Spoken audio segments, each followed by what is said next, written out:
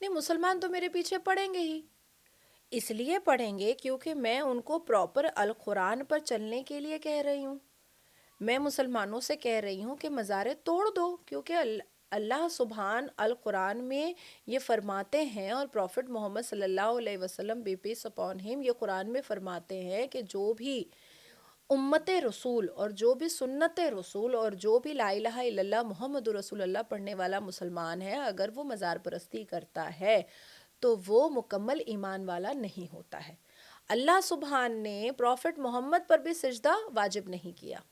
اب آپ سوچو، اللہ سبحان ڈائریکٹ فرماتے ہیں کہ سجدہ صرف میرے سامنے جائز ہے، فرض ہے، لیکن آپ پروفٹ محمد جو پہلے اور آخری نبی ہیں آپ اس پر بھی سجدہ نہیں کر سکتے. تو یہ تم جا کر کے مزار پہ ماتھا کاہے پھوڑتے ہو؟ میں تو یہی کہہ رہی ہوں کہ جو اللہ کہہ رہے ہیں وہ تم کرو. اب دیکھیے، یہ جو آقا کے جو پریمی ہیں، یہ جو پیارے نبی کو اپنا آقا بنا کر کے جو پریمی گھومتے ہیں، تو آقا نے کہا کہ آپ کی عبادت سے کسی کو تکلیف ہو وہ عبادت جائز نہیں ہے. اب کوئی شاپنگ مال میں نماز پڑھ رہا ہے، کوئی ایئرپورٹ پہ نماز پڑھ رہا ہے، کوئی روڈ پہ نماز پڑھ رہا ہے، تو یہ تو آپ تکلیف دے رہے ہیں نا لوگوں کو. تو آپ تو اپنے آقا کی بات نہیں مان رہے ہو. آپ کو اللہ سبحان کہہ رہا ہے فرقہ پرستی مت کرو. آپ وہابی ہو گیا، شیعہ ہو گیا، سنی ہو گیا، حنفی ہو گیا، عرقی ہو گیا، احمدیہ ہو گیا، بریلوی ہو گیا، تو آپ تو فرقے میں بٹے ہوئے ہو بھیا. تو جب 72 فرقہ آپ نے بنا دیا تو 73واں میں نے بنا دیا، سناتنی مسلمان. تو کیا برا کر دیا میں نے؟ ارے 72 بنانے والے بھی تو اللہ نہیں ہے نا، یا پروفٹ محمد تو نہیں ہے. وہ تو صاف کہہ رہے ہیں کہ کوئی فرقہ ہے ہی نہیں، فرقے میں بالکل نہیں بٹنا ہے. کسی نہ کسی انسان نے ہی تو فرقہ بنایا نا، کسی نہ کسی اسلامک اسکالر نے ہی تو فرقہ بنایا نا.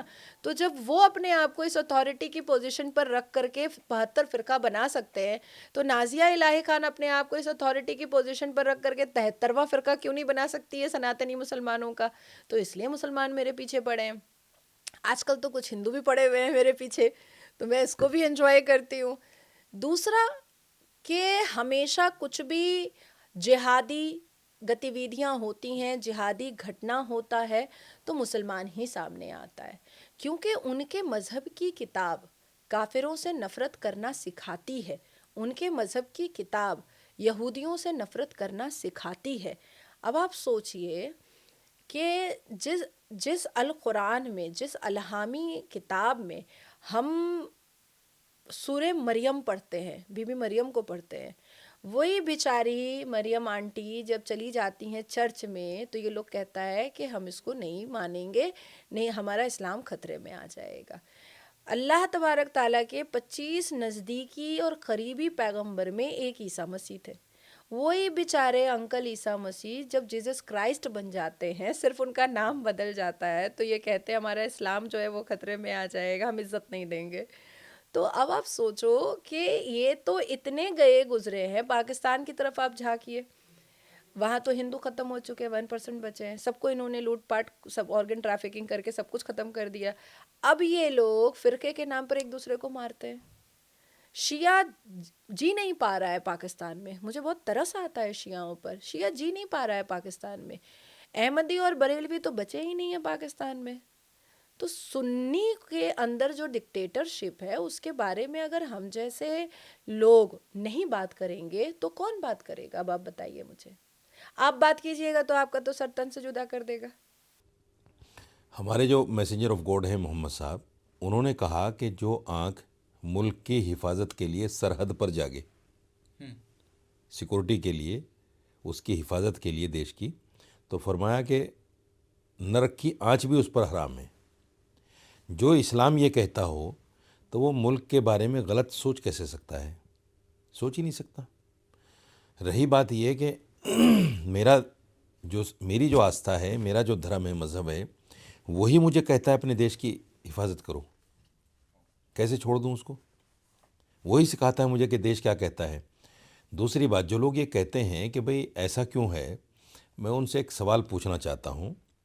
کوئی بھی آدمی یہ بتائے، جو سناتنی کہتے ہیں اپنے آپ کو، جو کہتے ہیں یہ مسلمان جو ہے دیش پریمی نہیں، دیش سے پیار نہیں کرتے، ان سے میں پوچھنا چاہتا ہوں کہ کون آدمی ایسا ہے جو روزانہ 5 مرتبہ زمین کے اوپر ماتھا ٹیکتا ہو اپنا، ہندوؤں میں تو کوئی نہیں ملے گا۔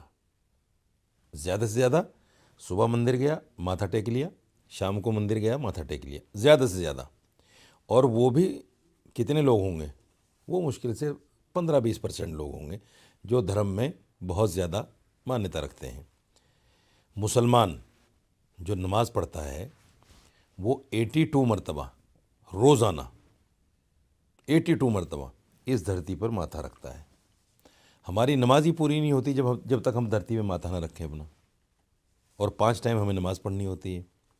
صبح کی نماز میں 4 رکعتیں ہوتی ہیں، ہر رکعت میں 2 مرتبہ ماتھا رکھنا ہے۔ ظہر کی نماز میں 12 رکعتیں ہوتی ہیں، ہر رکعت میں 2 مرتبہ رکھنا ہے۔ عصر کی نماز میں 4 ہوتی ہیں، ہر مرتبہ 2 مرتبہ رکھنا ہے۔ مغرب کی نماز میں 7 ہوتی ہیں، ہر رکعت میں 2 مرتبہ رکھنا ہے۔ عشاء کی نماز میں 17 رکعتیں ہوتی ہیں، ہر رکعت میں 2 مرتبہ رکھنا ہے۔ یعنی 82 مرتبہ یہ مسلمان اپنا ماتھا اس زمین پہ رکھتا ہے۔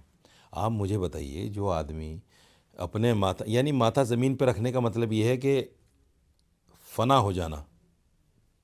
آپ دیکھتے ہیں نا جو بڑے لوگ ہوتے ہیں، جو بدماش ٹائپ ہوتے ہیں یا بادشاہ لوگ ہوتے تھے پہلے، کہ سجدہ کرو مجھے، اس کو جھکانے کے لیے کرتے تھے۔